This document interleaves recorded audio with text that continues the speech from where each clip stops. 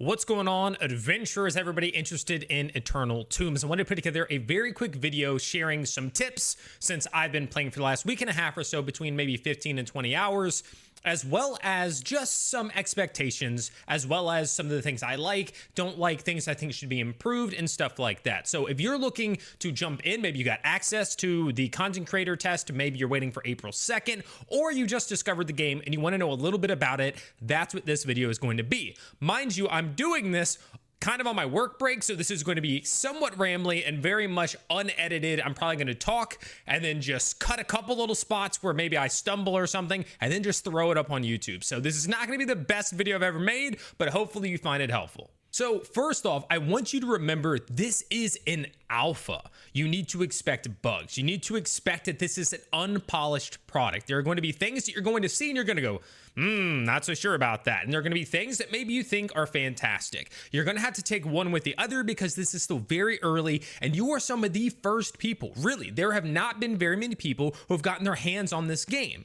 So there hasn't been a bunch of people bug testing. There hasn't been a ton of people providing feedback on what can be adjusted. That's what you're here for if you're in these tests. So do that, report bugs, provide feedback, and let them create the game that you want to see. Now, with that being said, if you're coming in here and you're expecting new world combat with the rolls and the smoothness and not the game for you. If you're expecting WoW level guidance, World of Warcraft level guidance, to where every quest is marked on the map and you can get shiny little roads that lead you on, might not be the game for you. If you want Final Fantasy XIV storytelling, this isn't that. I'm going to break this video down into a couple categories, and the first will be combat. Combat is not meant to be super spammy. It's also, from my grasp, having played it, isn't meant to be a massive skill check. This is a more laid back game. You're going to become stronger and better by improving your characters via upgrading items, crafting the right items with the right materials, because the crafting system kind of bases it on what you're crafting with, and leveling up. It's not going to be something where you just perfected certain aspects of swinging your weapon or using abilities. There will always be that. Don't get me wrong. You will be able to, if you know which abilities to use in the beginning versus late on certain mobs, whatever, sure, there's a skill, but don't expect it to be some of these other games. It is what it is, and that's not the big selling point of the game. Combat currently can feel a little clunky at times. It can also be cheesed pretty easily by just circling the enemy and dipping in and out, because the creatures don't currently turn with you very well. They kind of turn towards you, and then if you're within range, they swing. But if you kind of just keep them turning and going in and out, you'll take almost no damage while being able to hit them. This is something I hope will be adjusted, because it kind of, again, it cheeses the system. The game can still be fun. The combat can still be interesting, but it's a lot less dangerous, and it just feels a lot like you use the same method against everything. It doesn't matter what you're fighting, you're just going to circle it and kind of go in and out as you do for your swings, and you'll almost never be hit by anything. So hopefully they'll adjust that. They did add in something to where you'll just randomly get stunned, basically, if you're running away from it or whatever. I know that that's a solution to try to solve these issues. I don't like that one. I hope they find a different one. Moving on, where I said that you're not gonna have all that guidance, you will have no guidance outside of your quest journal. When you get a quest, it will say something such as, to the northwest, you'll spot a face in the mountain. Look for the stone to the west of that face near a goblin camp. That's it. And then it's up to you to use your compass, which is in the bottom right of your screen, to look for the northwest, go there, see the face in the mountain, and then head to the west, spot the goblin camp, and look for the stone. There is no map in this game. You will not be able to follow a map or get a quest marker, none of that. This is a very exploration-based game. You are going to get told directions and details within the actual quest text, and then you will have to go out and decipher that and figure it out on your own. I think this is unique. Again, this is not meant to be a modern game with all of the quality of life things that have made a lot of modern MMOs very boring to some degree, very streamlined. This is supposed to be more about exploring and figuring things out on your own. Moving on to more of the world itself. There are some buildings, signs, characters, NPCs that look great in this game, and there are other things that kind of look like the textures are really bland or they haven't fully loaded in. Again, very early, some of this will be polished. There are also a lot of things that are in the world that like aren't actually interactable. They're simply props. There are a bunch of ladders all over the place. You can't do anything with ladders. You can try to jump up them. You'll just kind of slide down. There's just a lot of aspects. There's a lot of buildings. Most of them have closed doors. A lot of them, if you looked in the windows, they were empty. With that being said, I provided this feedback. DragonRocks has been fantastic about taking feedback and applying things pretty quickly. So one of the first things when I got in, I was running around and I was like, man, there's all these points of interest. There's all these buildings but they're all just empty props. They're all closed door. You can't go inside them. You can look in the windows and see they're empty. They provide no actual value other than to make the world feel less empty. I told him that, and the next patch, which came pretty quickly, all of a sudden, some of these doors are open. Some of them have been turned into shops that you can lease and, put your own stuff in there for people to buy. Some of them have been turned into, when you walk in, there might be a secret monster in there that you didn't have before. There might be a chest or something. More reason to explore, more reason for them to be there and add value versus just props, empty props. So, step in the right direction. Are there still some out there that meet the previous description? Yes. But this is a step in the right direction. It's something I think they will continue to do, and something that will breathe some life into the world and make it more exciting when you stumble upon things, which I think is very important in an MMO. So again, while you may notice some of those things now, it's getting better. It will continue to get better. So again, pre-alpha, keep that stuff in mind. I'm going to keep rehashing that. Now, one of the other things is that the game lacks a lot of descriptions for stuff. You'll notice immediately that you'll look at like an ability and it'll just say like, yeah, this weapon does a slice and it deals damage. Doesn't tell you how much damage it does. There's a lot to be longed for when it comes to that. Same thing with crafting. For instance, you can purchase a recipe, but it doesn't tell you what that recipe will give you other than the name of it. So you get like spicy kebab. You're like, great. Why do I want spicy kebab? You don't know. Even once you buy the recipe and you right click it and learn it, you still don't know. You then have to go to a cooking station, which is basically a lot of the fires and things like that, open it, click on the recipe that you now have there for spicy kebab, and then you have to make it before it will tell you. I could be wrong there. I could say it there. But I think right there, it's just the components. It doesn't even tell you. You have to make it and then see what it actually does for you. Meaning, you don't really make choices based on a lot of stuff currently. Now, mind you, at some point, we will all know what a lot of the things do. But early on, there's no details. So you're just like, I guess I'm going to buy that and figure out what it does. The same can be said with just about everything. No details. You kind of just have to go through. You want to craft a weapon? Okay, you buy the recipe for a small sword. No idea. Does it deal more damage? Is it faster than the one I have? I don't know. So you buy the recipe. You go to the station. You click on the thing. It tells you need 10 ore and 2 blocks or whatever it might be. You still don't know what this weapon is going to do. The reason for that is because it is dependent on what you use to craft it.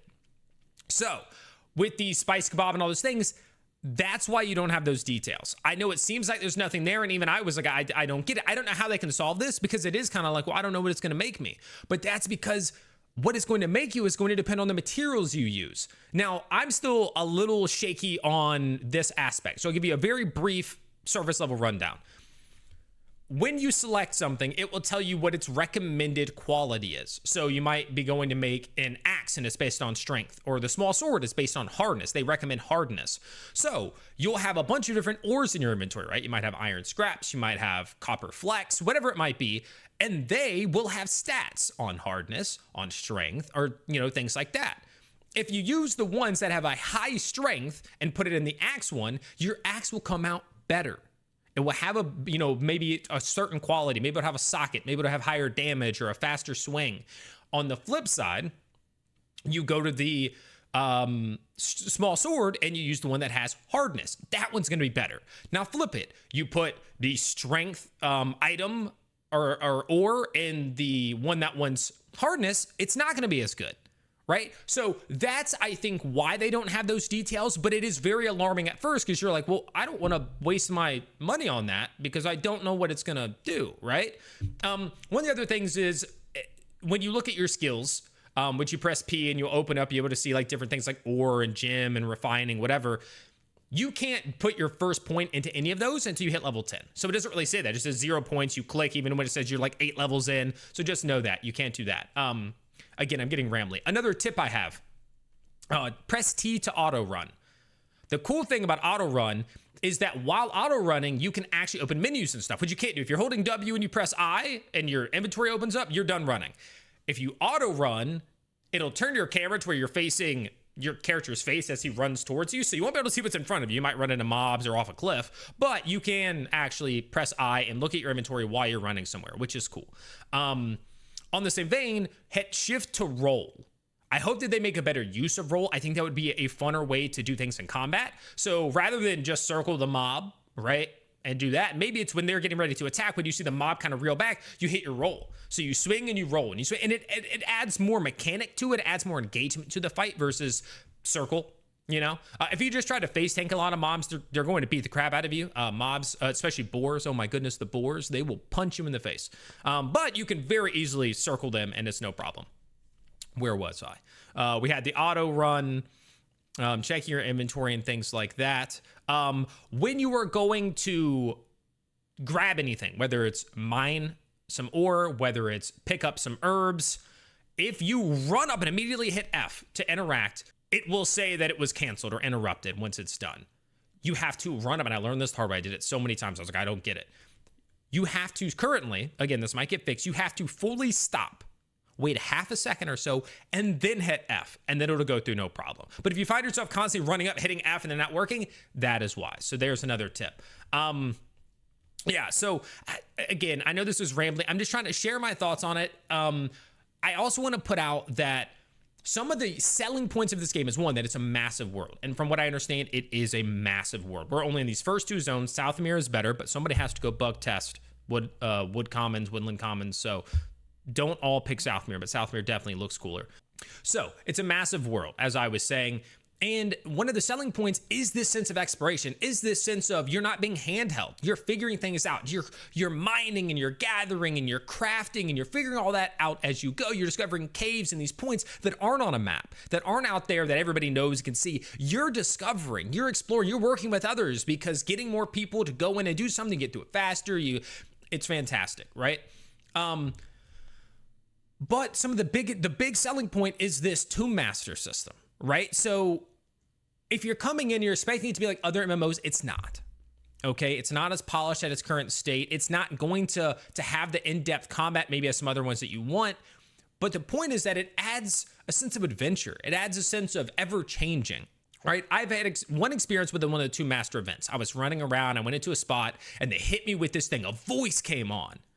Right? I heard a voice. I don't remember exactly the lines it said. A little chat message popped up. The sky, the atmosphere changed. All of a sudden, everything was an orange glow. And all of a sudden, these hounds, these dogs started coming out and attacking me. Right? They can just make these things happen. These aren't things where every time you go here, this thing happened. No, this is somebody who on the back end was like, let's hit him with this special event, this unique event.